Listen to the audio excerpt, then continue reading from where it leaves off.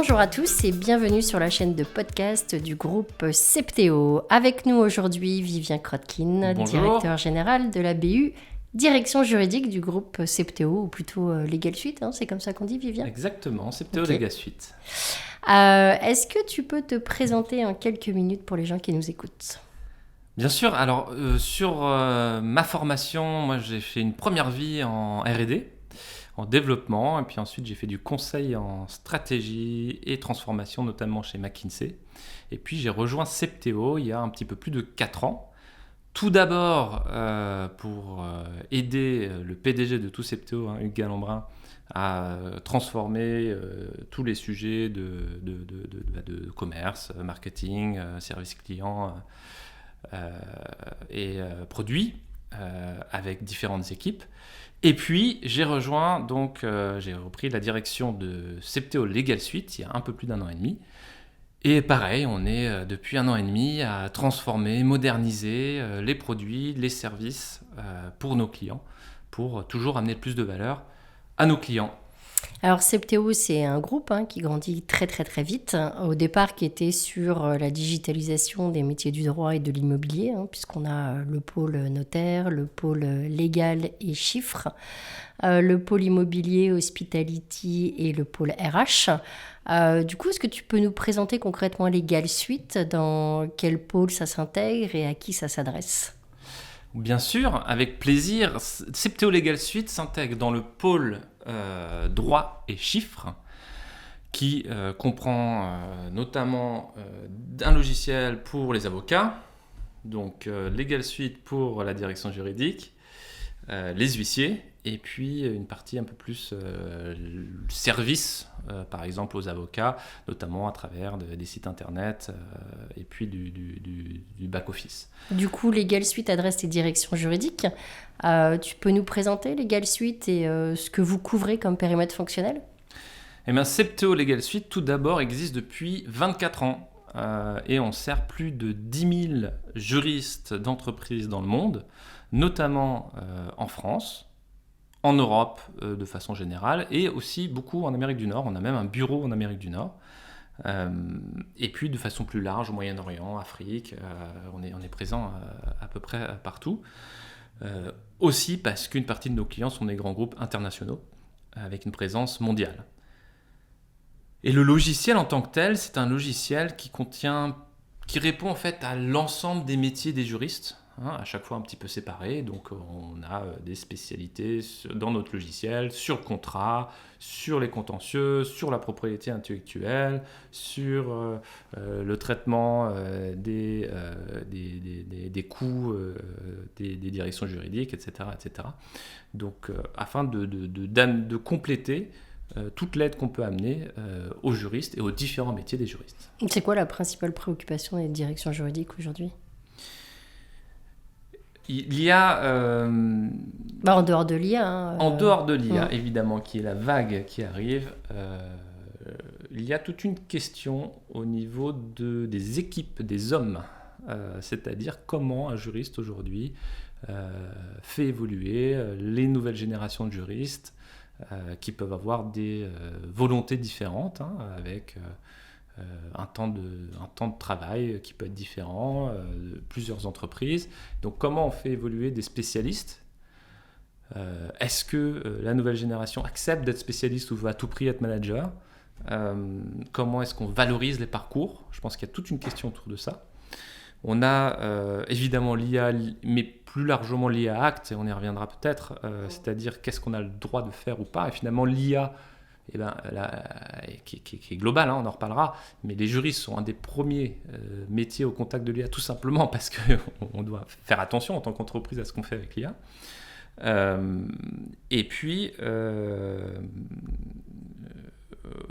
après, c'est comment être toujours plus un pivot au sein de l'entreprise, parce que finalement le juriste est en contact avec des acheteurs, avec d'autres juristes, avec la direction générale. Et puis un dernier point, c'est effectivement comment amener de plus en plus de conseils, notamment la direction générale, justement en accélérant sur des tâches qui sont automatisables. Du coup, le cœur de métier de Legal Suite, c'est quand même d'optimiser la fonction juridique au sein des organisations, de réduire du coup le risque et de faire en sorte que les directions juridiques soient plus productives sur la totalité des points métiers qu'elles adressent. Donc le contrat, les contentieux, tout ce qui est gestion des sociétés et autres. Exactement. Du coup, la partie logicielle les accompagne énormément sur ce principe-là. En quoi l'IA, et particulièrement l'IA générative, va venir compléter en fait ces solutions logicielles et en quoi elle est aujourd'hui considérée comme importante pour les directions juridiques que vous accompagnez? Alors je pense que déjà l'IA, il y a quelque chose qui est assez particulier avec l'IA. La première chose, c'est qu'elle touche toutes les industries. Et les vagues technologiques n'ont pas toujours fait ça. Elle touche toutes les industries et tous les métiers. Elle touche évidemment les professions du droit, mais également l'éducation, l'industrie de production. Et c'est vrai aussi dans tous les métiers, c'est-à-dire qu'elle va toucher des juristes, mais aussi des ingénieurs, des commerciaux, le marketing, etc. Et donc, c'est une transformation qui est globale, qui s'accélère et qui est là pour rester.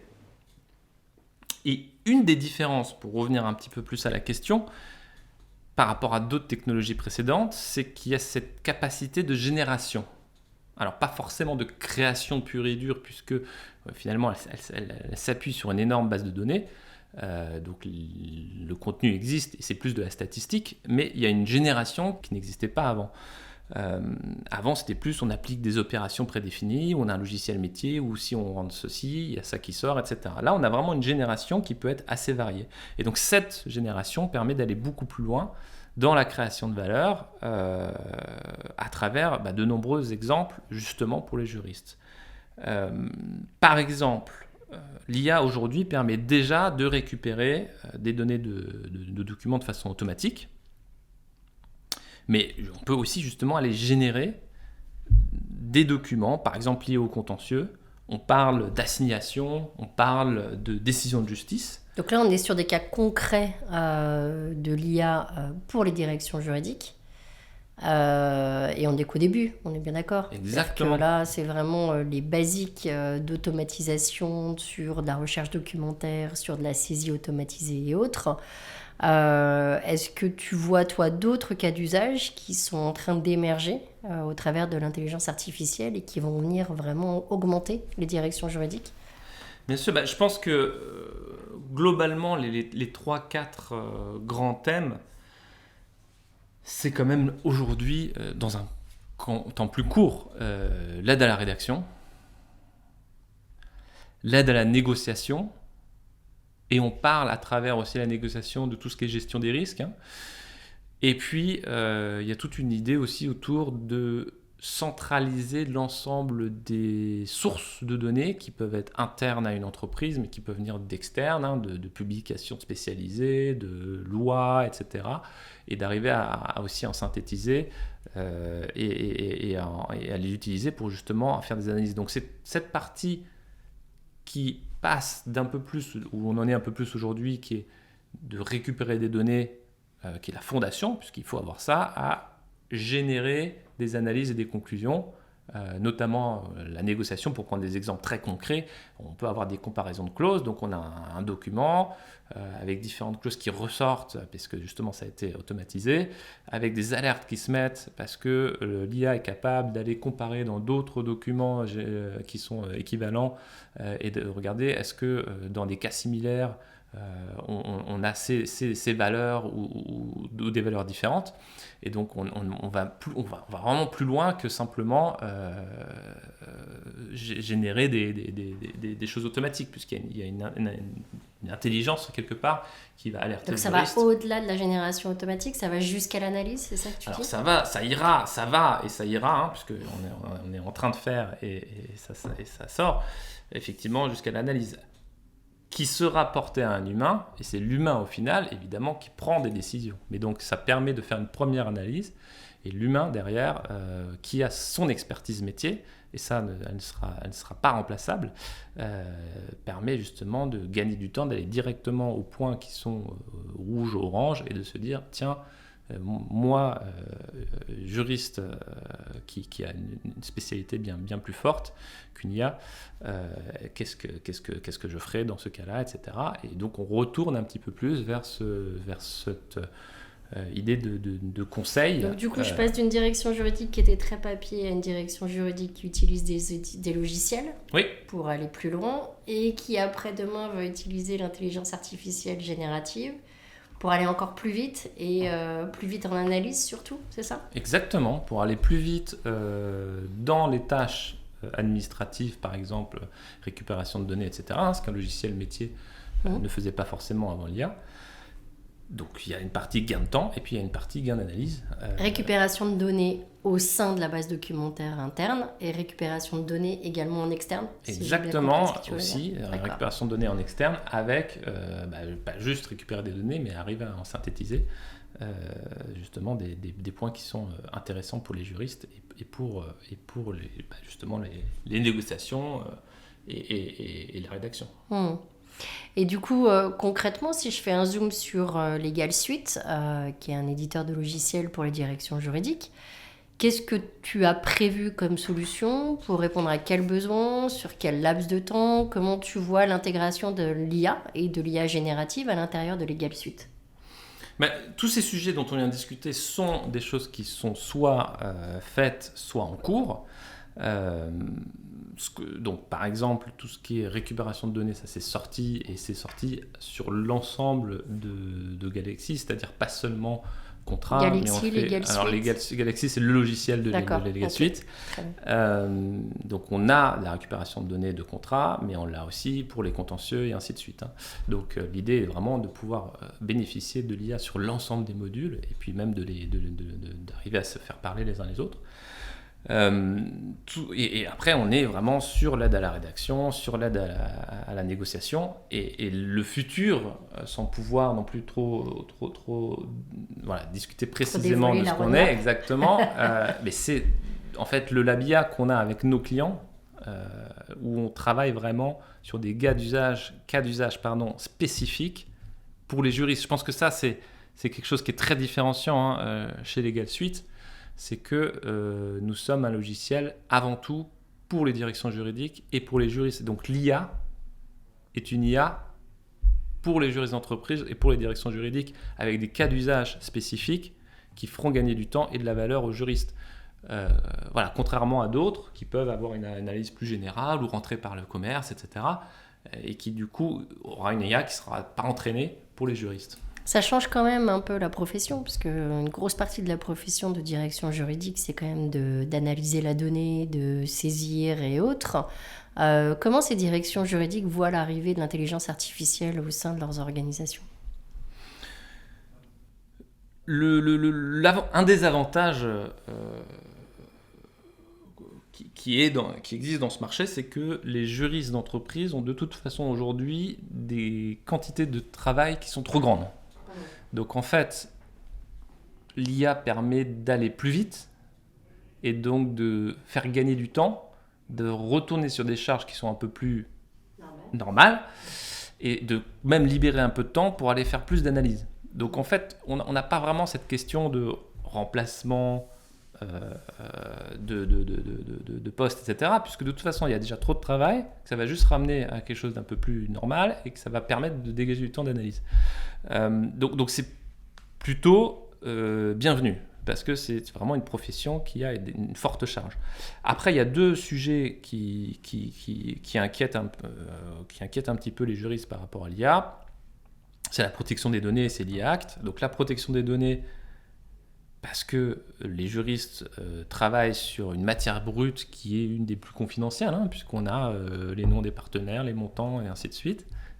Et l'IA Act, et donc là-dessus, Septéo en général et Legal Suite vraiment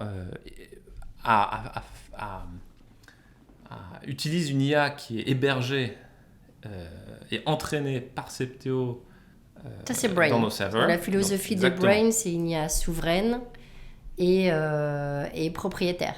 Tout à fait. Et donc, sécurisé par nature, du coup. exactement. Ok. Et donc ça, c'est très important parce que ça permet de répondre à cette problématique. Et en plus, accessoirement, on est évidemment localisé en France, en Europe, en France, et donc les données ne transitent pas à Dans travers nos le serveurs, monde. c'est encore mieux. Voilà.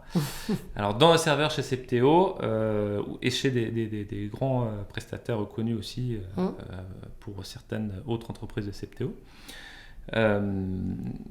Et puis, sur l'IA Act, qui est le deuxième sujet, c'est juste de bien comprendre quels sont les devoirs associés.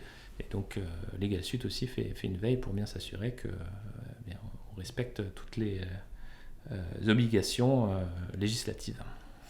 l'IA, c'est pas nouveau, hein. L'IA générative est nouvelle, elle, pour le coup. Et c'est vrai qu'aujourd'hui, beaucoup en parlent peu en font. Concrètement, donc Legal Suite le fait déjà, depuis un petit moment d'ailleurs. Ce n'est qu'une accélération en fait que vous mettez en place. Et du coup, comment vous accompagnez les directions juridiques à mieux utiliser l'intelligence artificielle, à appréhender les évolutions technologiques à venir? Elles sont mises à disposition, j'imagine, par nature dans Legal Suite. Est-ce qu'il y a un accompagnement sur l'utilisation? Est-ce qu'il y a un accompagnement sur ce qu'est l'IA générative? Comment vous accompagnez vos directions juridiques? C'est une très bonne question parce que la technologie seule sans l'humain ne suffit pas. Et donc, de plusieurs choses. Sur la partie Legal Suite qui accompagne les juristes, je vois les choses un petit peu autrement. Encore une fois, Legal Suite existe depuis 24 ans, mais en fait, ça fait 24 ans qu'on co-crée avec nos clients, avec les juristes, pour justement amener le logiciel qui peut leur apporter le maximum de valeur, qui est fait de la façon qui est la plus intuitive, la plus utile pour eux. Et pour l'IA, c'est la même chose. On co-crée avec les juristes des cas d'usage pour ces juristes. Donc, voilà, dire qu'on accompagne les directions juridiques, finalement, on co-crée et on avance tous ensemble. D'accord, donc eux, au sein d'un laboratoire IA, j'imagine que vous avez créé, vous échangez avec eux sur des cas d'usage possibles, en tout cas sur leurs problématiques, et voir en quoi l'IA pourrait répondre à ces problématiques. Et Legal Suite a pour vocation de les mettre en application au sein de sa solution, c'est ça? C'est tout à fait ça. Et puis, on associe également des acteurs institutionnels, comme l'EDEC Augmented Law Institute, pour justement avoir aussi une couche plus large sur les besoins des directions juridiques. Et enfin, pour revenir au côté humain, et ça c'est aussi très important, on a un peu un triptyque entre la formation continue en ligne et puis le Customer Success Management, qui sont des équipes et des services accessibles évidemment à l'ensemble de nos clients pour expliquer, accompagner les nouvelles fonctionnalités, les nouveaux développements et ainsi permettre une adoption qui soit complète, facile et intuitive. Et ça, c'est très important puisque la technologie seule ne suffit pas. Il faut que les utilisateurs puissent vraiment obtenir le maximum de valeur de ce qui sort. Et quels sont les premiers retours aujourd'hui ? Beaucoup d'excitation parce que y a un gain de temps qui est réel. On peut le mesurer, ce gain de temps, ou c'est encore un peu trop tôt pour pouvoir le dire ? Si, alors, j'ai plus le chiffre exact en tête, mais on a à peu près aujourd'hui, de mémoire, 20% de temps d'un juriste qui est justement sur de la reprise pure et dure. Et donc ça, on peut enlever les 3/4 de ce temps à travers la énorme. reprise. C'est pas la moitié, c'est 3/4, quoi. Exactement. Et puis, à côté de ça, il y a une histoire de complétude. C'est-à-dire qu'aujourd'hui, quand les contrats sont repris, on ne va pas forcément rentrer toutes les informations pour gagner du temps, alors que là, à travers l'IA, il y a toutes les clauses qui sortent, etc., qui peuvent être enregistrées complètement rapidement. Ça, c'est sur la partie reprise, mais après, sur la partie aide à la rédaction, aide à la négociation, évidemment, alors c'est plus compliqué à mesurer, mais il y a du temps, et puis il y a des décisions qui peuvent être aussi prises parfois d'une meilleure façon, puisque le juriste aura plus de temps pour se focaliser là-dessus, et plus de données pour avoir une décision encore plus éclairée. Et au niveau RH aussi, l'intelligence artificielle générative a probablement une vertu aussi sur la prise de poste. J'imagine le recrutement d'un nouveau juriste ou d'un nouveau directeur juridique au sein d'une organisation. Grâce aux bons outils et à la bonne intelligence artificielle générative, il peut prendre sa fonction beaucoup plus rapidement, non ? Oui, ça c'est des discussions qu'on a effectivement avec les directions juridiques. Oui, et en même temps, c'est amusant parce qu'on a plusieurs sons là-dessus. On a des directions juridiques qui disent oui, effectivement, il y a une prise en main qui est plus rapide, et puis ça nous permet du coup d'aller justement vers plus d'analyse. Et d'un autre côté, on a des directions qui nous disent oui, mais pour moi, c'est quand même important que le juriste, quand il commence, aille vraiment traiter les dossiers pour comprendre le fonctionnement de comment, comment est-ce qu'on doit traiter un dossier et apprendre petit à petit pour justement, quand on arrive à des analyses, à du conseil, avoir l'ensemble des connaissances et faire la décision la plus éclairée possible. Et donc du coup il y a un peu deux écoles en ce moment qui ne sont pas incompatibles d'ailleurs, donc c'est à quel point effectivement on laisse les nouveaux entre guillemets juristes qui arrivent utiliser les outils au maximum et prendre ce qui en ressort, ou à quel point on veut les accompagner au départ quand même pour qu'ils comprennent toutes les étapes et pour les pousser à avoir les décisions les plus éclairées. Est-ce que vous avez identifié des risques liés à l'intelligence artificielle générative sur la partie direction juridique, ou c'est complètement contrôlé, maîtrisé ? Alors, bon, effectivement, il y a toutes ce qu'on a déjà discuté, c'est-à-dire protection de données, etc. Donc ça, on a vraiment mis en œuvre des garde-fous qui sont complètement contrôlés. Après, le risque un des risques qui existe, c'est le fait qu'une IA n'est jamais parfaite à 100%, ne donne jamais des réponses à 100%. Et donc, ça, c'est de par nature. Il y a des choses qu'on peut faire pour réduire les faux résultats, entre guillemets. La première chose, c'est que justement, dans tout ce qui est reprise, on a toujours des écrans de vérification pour que l'humain, in fine, puisse... Alors, effectivement, on gagne énormément de temps, mais parce que c'est bien fait, parce qu'en survolant, on arrive directement au bon endroit du contrat, et ainsi de suite. Il y a quand même un sanity check à avoir. Il y a quand même un sanity check à avoir. Et de même, sur tout ce qui est génération, on fait bien attention à prendre les bonnes IA, parce que sans rentrer trop dans la technique, vous avez des types d'IA qui vont générer vraiment en se basant sur une base de connaissances extrêmement large et qui vont vraiment parfois vous inventer des chiffres et vous inventer des clauses qui peuvent même ne pas exister. Et en même temps, vous pouvez aller sur des bases un peu plus resserrées, ce qui permet d'avoir moins d'affabulation. Donc ça, c'est des choses techniques également qu'on amène. Et donc on fait bien attention dans la façon dont on amène l'IA à justement éviter un maximum ces générations qui peuvent être fausses. Voilà. Donc on a plusieurs façons techniques de le faire, mais ça c'est un des travaux qui est très important évidemment, puisque un juriste entre guillemets doit limiter très fortement toute erreur. Et du coup, si les directions juridiques qui nous écoutent veulent en savoir plus, comment peuvent-ils se mettre en relation avec tes équipes de Legal Suite pour appréhender les nouvelles solutions que vous leur offrez ? N'hésitez pas à nous appeler, on a un numéro de téléphone sur notre site internet, sur Septéo Legal Suite. Nous avons legalsuite.fr pour tout ce qui est France. Et pour nos amis francophones québécois, par exemple, on a le .com. Et puis, on a aussi des livres blancs qui sont accessibles à travers nos sites internet. Donc, n'hésitez pas, il y a beaucoup d'informations avec des collaborateurs internes, externes et des points de vue divers entre les institutions, nos clients et nos spécialistes.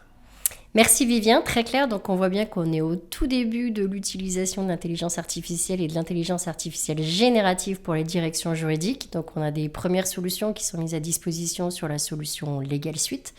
D'autres sont à venir, mais sans vous dévoiler la roadmap, n'hésitez pas à rester en contact avec nous et surtout à continuer à nous suivre sur notre chaîne ou sur notre site web septéo.com. À très vite. Merci Vivien. Merci Béatrice.